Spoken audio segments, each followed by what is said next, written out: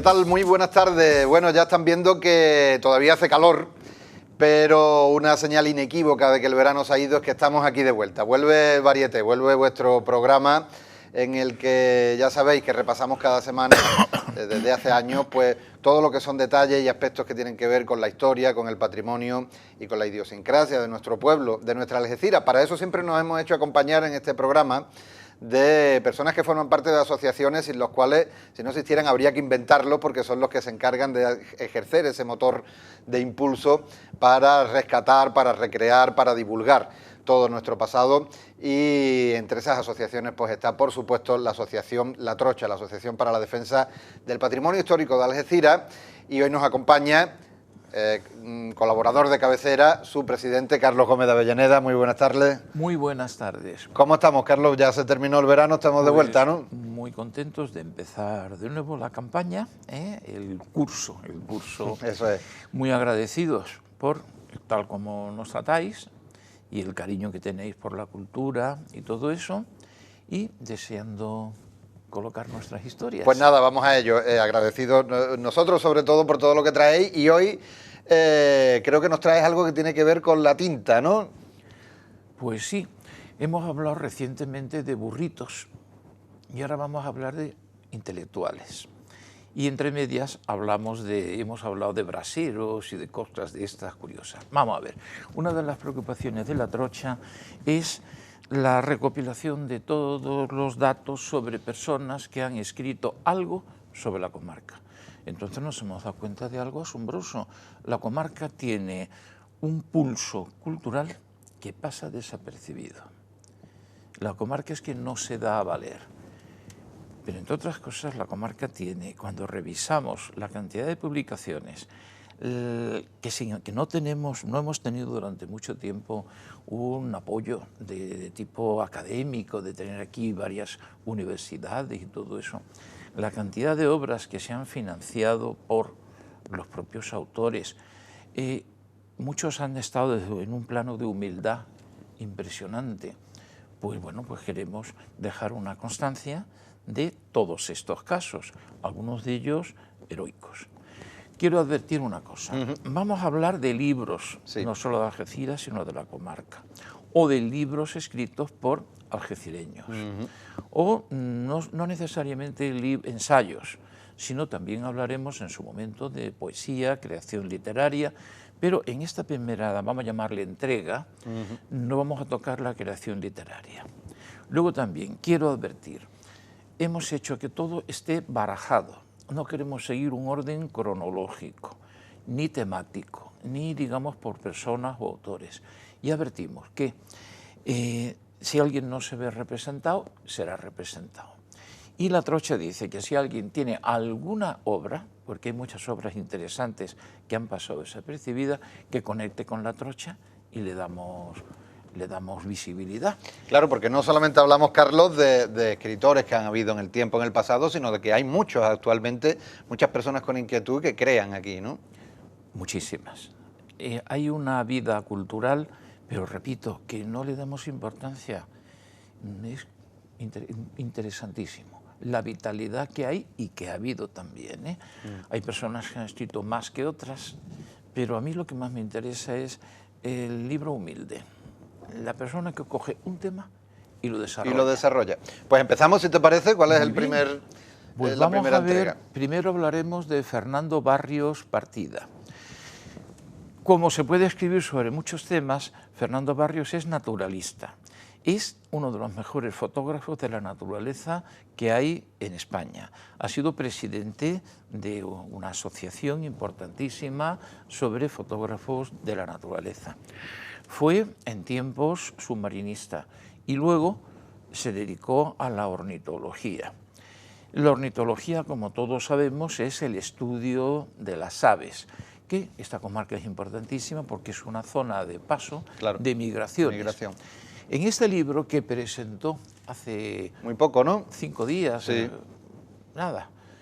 Bueno, pues este amigo nos desarrolla una especie que era desconocida en esta zona y que se va introduciendo, que es el vencejo cafre. Bueno, una golondrina, pero claro, el experto no. El experto te diferencia. Exactamente lo que es, ¿no? El trabajo ha sido fabuloso. Ha sido la investigación de todos los nidos, el recorrido de todas las zonas. Aquí vemos a Fernando, hace ya unos cuantos años, con ese aparatejo que es para ver lo que pasa dentro de ese nido que hay. Un cable especial y bueno, los ornitólogos llegan a extremos que los que somos ajenos a esta disciplina no lo imaginamos siquiera. No lo podemos imaginar. Y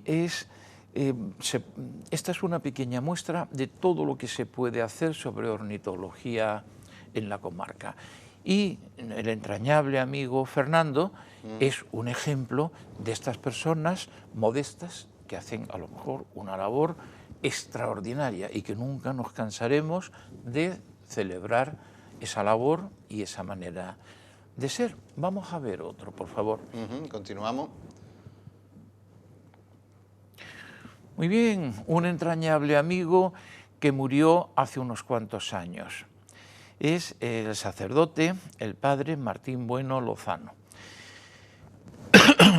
Este amigo tenía una formación inaudita. Era una persona preparadísima. Había estado en la Universidad de Gimenato, era gimenato, de origen muy humilde, y estuvo en la Universidad Pontificia de Comillas, que entre otras cosas empezaban las clases en latín hace unos cuantos años. Que ya tenía que ser complicado. Y era una persona, verdaderamente un cerebro de élite, y que perfectamente podía, si hubiera querido, hubiera sido obispo o lo que hubiera hecho falta. Pero tenía una dedicación tremenda a los humildes. Su faceta de historiador, que es a lo que se refiere el libro que aquí ponemos, era una parte. Él era partidario de que tu mano derecha no sepa lo que hace tu mano izquierda.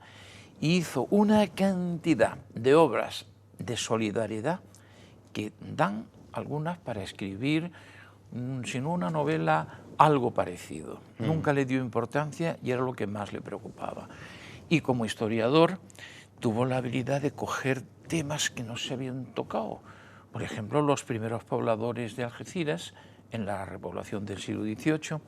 Y aquí un libro interesantísimo que sigue siendo una fuente de uso para todo el que quiere trabajar sobre la historia de Algeciras. Recopiló un montón de viajeros que habían pasado por aquí, pero no se limita a recoger el texto de lo que dice cada viajero en Algeciras, sino que estudia la biografía, el ambiente, le saca un partido enorme y entonces no es la frialdad de la fuente en sí. Llega uno, ve la Plaza Alta... Y dice esto, ¿no? Sino por qué lo dice, qué pasa, qué consecuencias tiene, y algunos viajeros son de una trascendencia enorme. Otros no, otros simplemente pasan, dicen, me alojé, estaba lloviendo mucho, tal, se acabó. ¿Como quiénes aparecen en el libro? Uno de ellos es Pérez Baller. Sí. Viene cuando el asedio de Gibraltar, el tercer asedio. Y Pérez Baller era el amo. Este era un sacerdote que estaba íntimamente ligado a la familia real, preceptor de príncipes y demás, y que tenía su fama le precedía y todas las puertas se abrían a él. Está enfermo y la gente le lleva aquí en Algeciras guisitos especiales, se disputan el alojarlo, bueno, una cosa, ¿no? Tenía un gran sentido del humor. Y te hablo de Pérez Baller, como te puedo hablar de Labat a principios del siglo XVIII, con un sentido del humor impresionante, que te habla de la Algeciras aquella que eran 4 ruinas, y te habla con una gracia enorme, ¿no? Y luego hay personas que son anodinas, es un señor que pasa por aquí porque no tiene más remedio, pero también eso es importante. También Pío Baroja, ¿no? Comentábamos. Bueno, es que Algeciras, al ser un puerto importante, un sitio de paso, un puerto de recalada, pues muchas personas pasaron por aquí. No todas han dejado un testimonio, pero se van descubriendo. Ahora el libro de Martín Bueno está superado en cuanto a número de viajeros. Se pueden aportar muchísimos más, pero podrán ser tratados con la misma gracia, con la misma elegancia. Eso habría que verlo, ¿no? Y la erudición que... Martín Bueno ha dejado una huella impresionante en todos los que le han conocido. Fue miembro del Instituto de Estudios Campos Gibraltareños, era una persona que ayudaba al prójimo, que eso es algo fundamental, para un sacerdote es genial, y luego tenía una paciencia enorme. Se pueden contar de él anécdotas, como una vez que tenía una investigación fabulosa preparada sobre la Virgen de Europa. Y renunció y se la pasó a otro señor. ¿Por qué renunció? Porque se la pasó, lo que fue un sacrificio para él impresionante. Él tenía sus motivos, pero eso es muy difícil de encontrar. Eso no es fácil. Ese tipo de talante. Bueno, pues acordándonos de esta gran persona que tantas cosas buenas hizo y que precisamente su faceta como investigador validece al lado de sus obras, de sus actuaciones, vamos a ver el siguiente, por favor. Bien, nuestro amigo conocido, ¿no? José Juan Iborra Aznar, uno de los mayores eruditos que tenemos. El ámbito de este amigo es la literatura. Pero la literatura nos ha desvelado cosas que yo me he quedado con la boca abierta.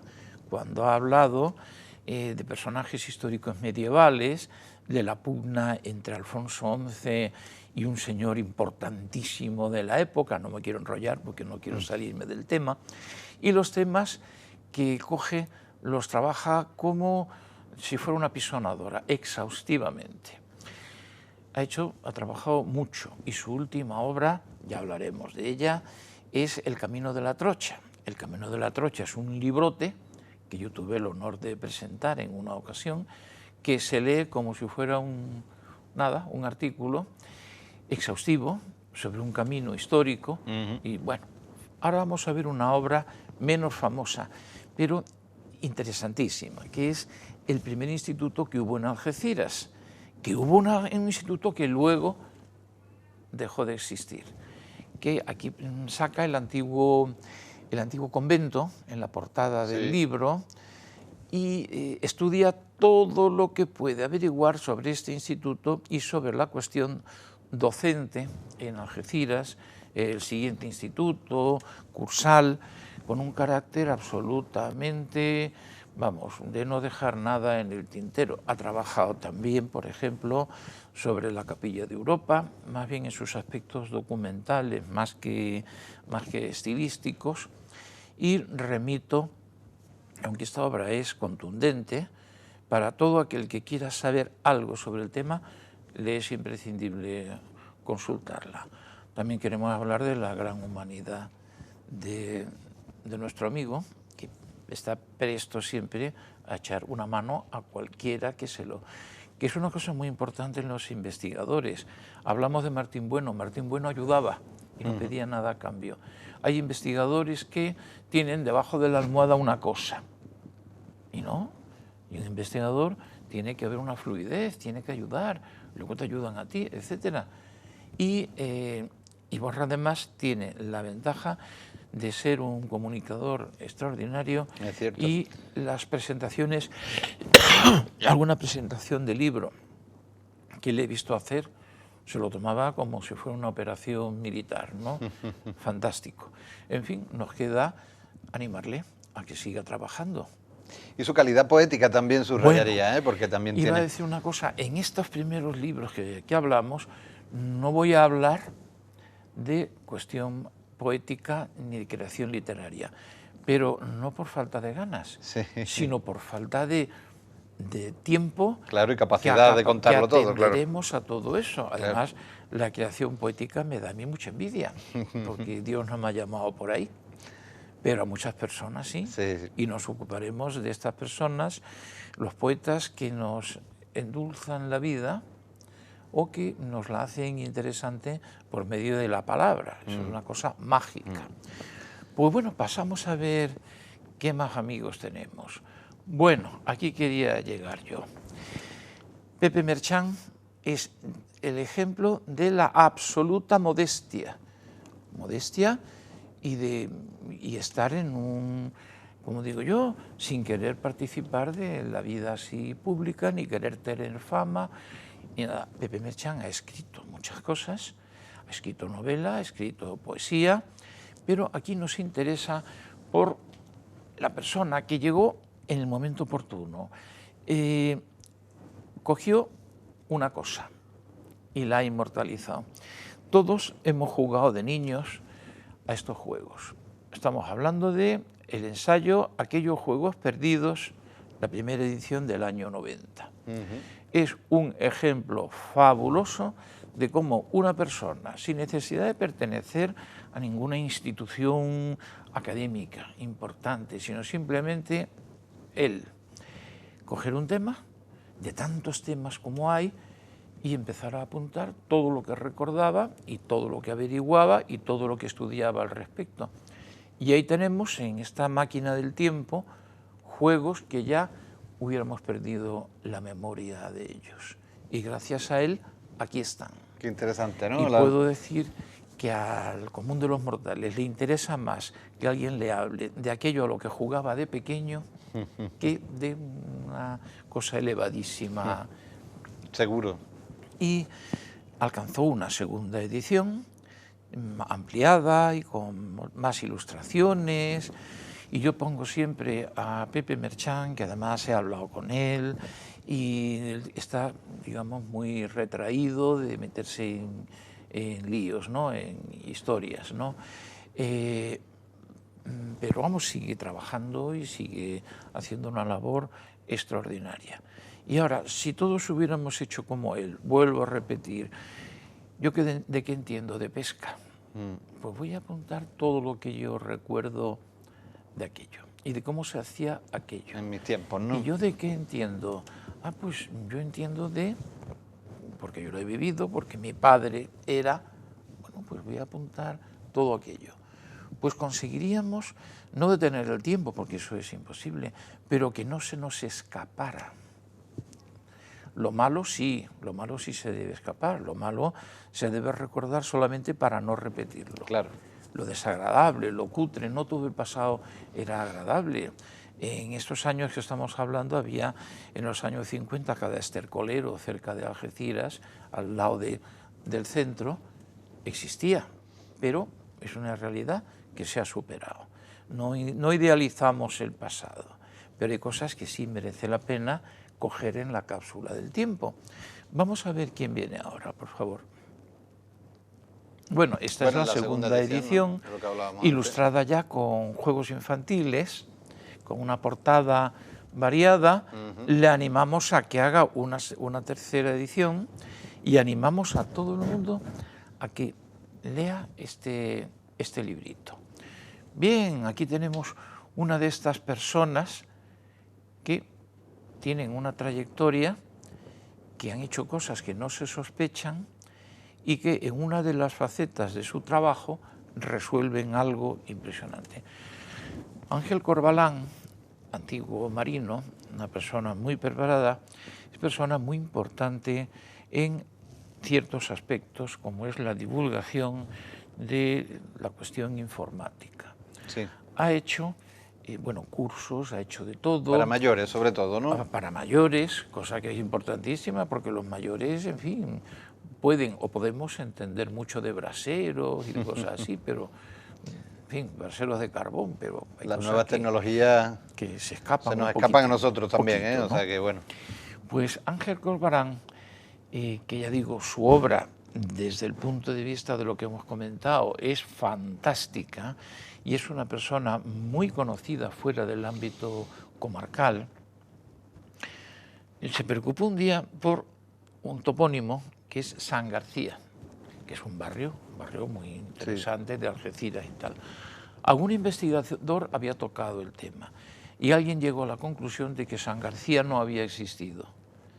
Y entonces Ángel empezó a investigar, vía indirecta averiguó que San García era un santo del norte de España, averiguó incluso cómo llegó el asunto de San García, sirvió para bautizar un fuerte que se hizo en el barrio de San García, en la zona esta, ¿no?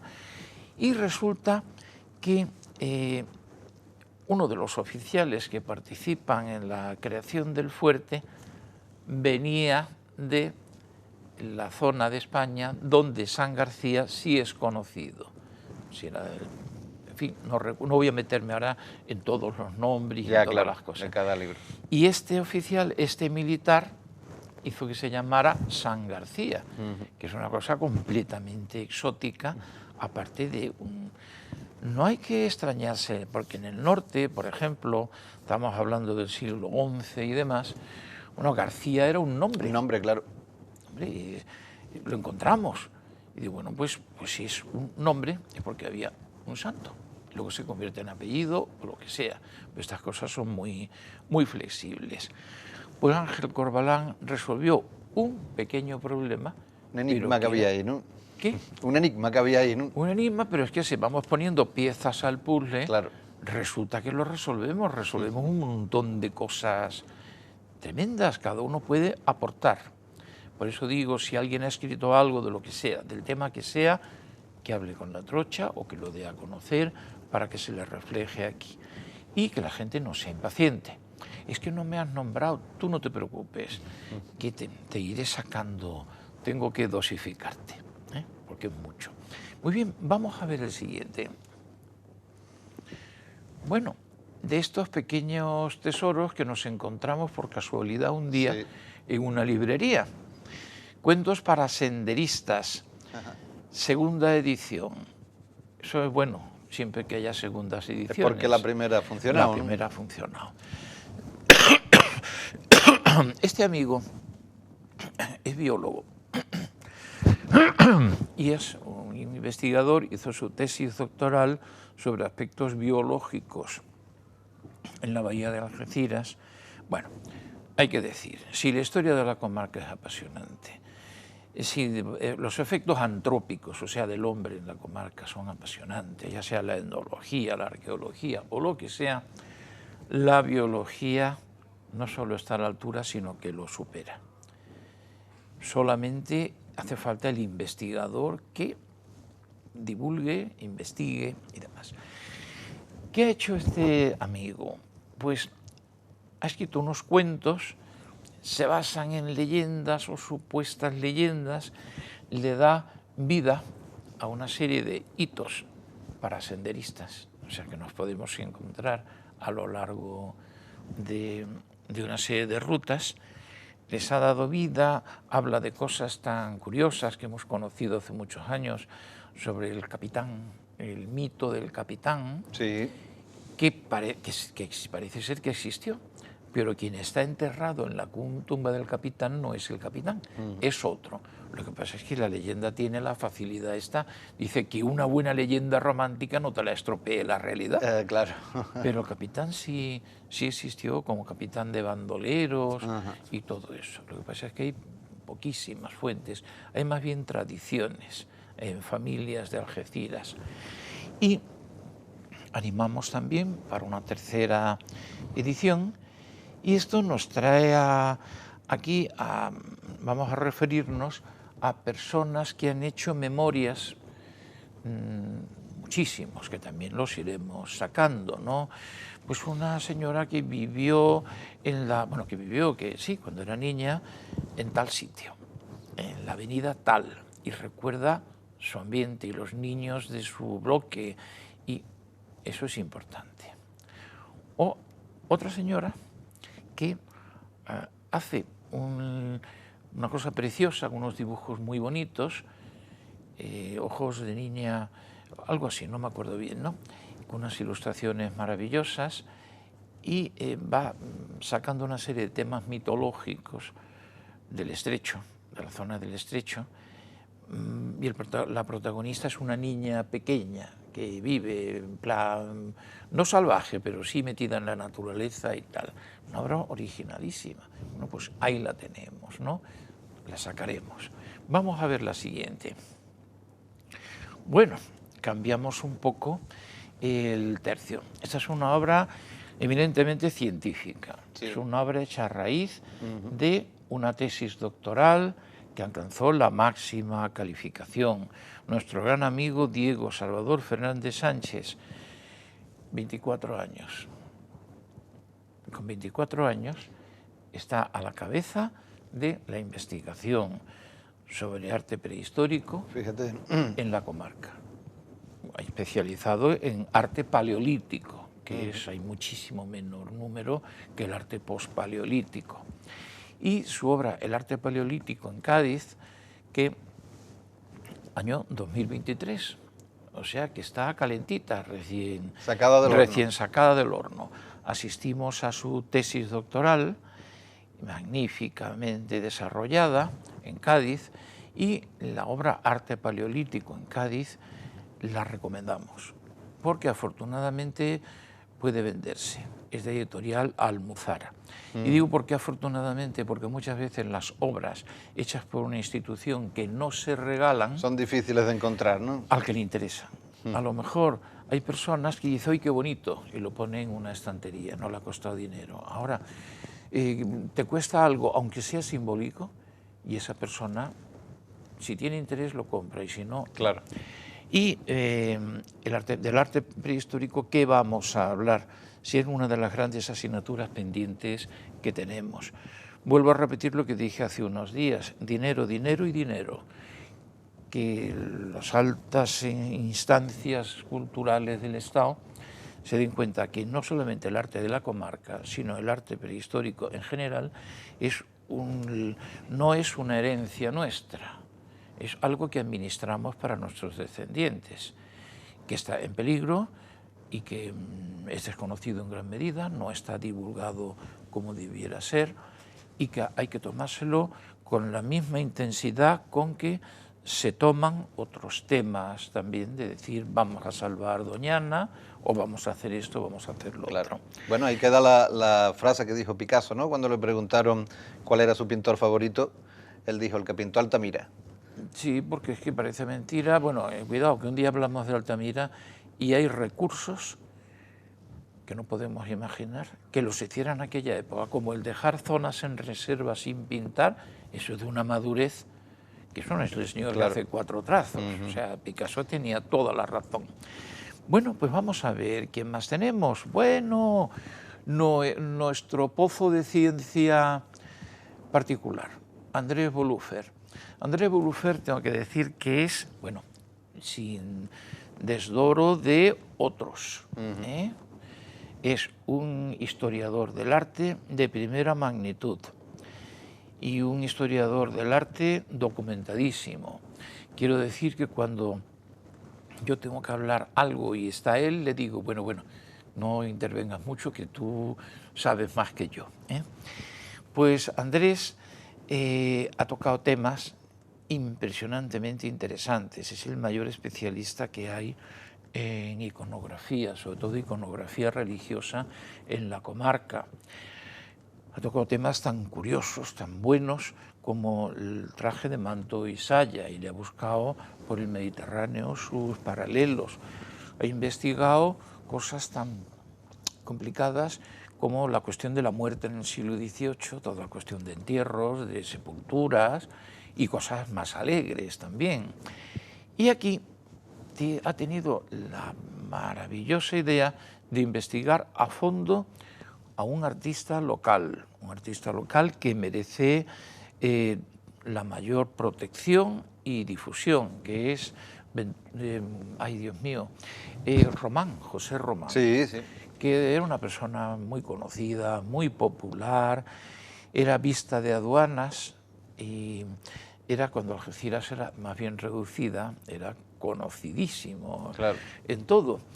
Y este hombre, bueno, pues era lo que se llama un diletante, o sea, un aficionado al arte exquisito, y que hizo una serie de obras que, si se hubiera dedicado solo a esas obras, bueno, pues hubiera sido, digamos que su especialidad era la caricatura. Y trabajó la escultura policromada, muy bien. Si hubiera sido solo imaginero, pues estaría o sea, a la par de otros imagineros, como que si Lastruzzi, que si este, que si el otro. Trabajó la escultura en piedra y lo hizo bastante bien. Pero claro, cuando vas dejando una serie de obras y no te dedicas profesionalmente a eso, eres menos conocido. Claro. Y luego también leyendas. Se dice, está puesto un busto suyo, que se lo hizo él. Él a sí mismo. Él, en bronce, Sí. es lo que se dice, ¿no? En la casa, para que nos entendamos, el McDonald's, Sí, donde sí. estaba. Se dice, no, es que él no nació allí, pero es que le gustaba esa casa y lo puso. Y digo, no, es que allí estaba la casa donde él había nacido.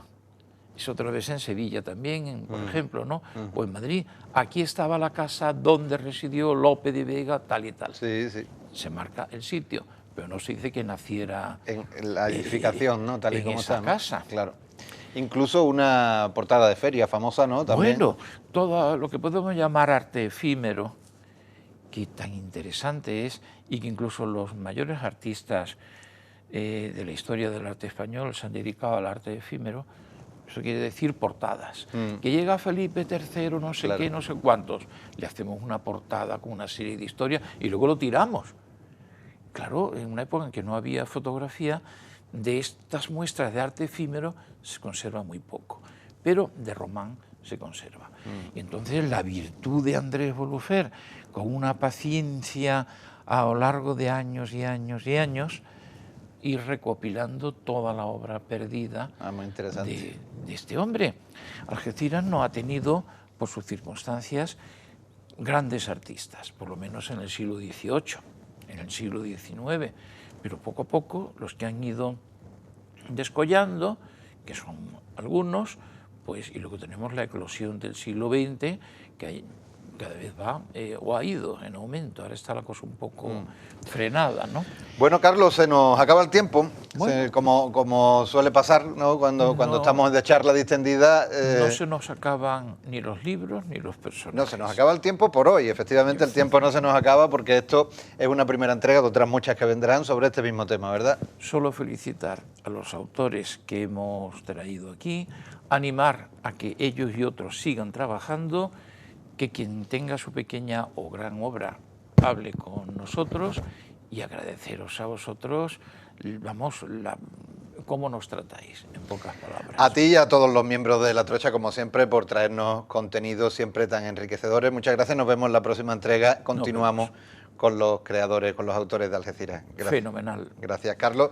Y bueno, a vosotros pues emplazaros una vez más ya que hemos retomado la actividad, pues eso, a la semana que viene, donde continuaremos con más contenidos en este Varieté. Ya lo habéis visto, ¿no? El legado, la capacidad de dejar contenido para la posteridad y que aporta, ¿no? Divulgación sobre infinidad de cosas sin necesidad de ser un autor reconocido. Esa es la labor que nos va a ir trayendo Carlos Gómez de Avellaneda esta semana, y repetir ese llamamiento que hacen desde La Trocha. Cualquier autor que quiera que su obra sea comentada aquí en este ratito de charla, pues que se lo haga llegar a la Asociación La Trocha. Vosotros nos vemos en la próxima entrega de Varieté, será la próxima semana. Muchas gracias.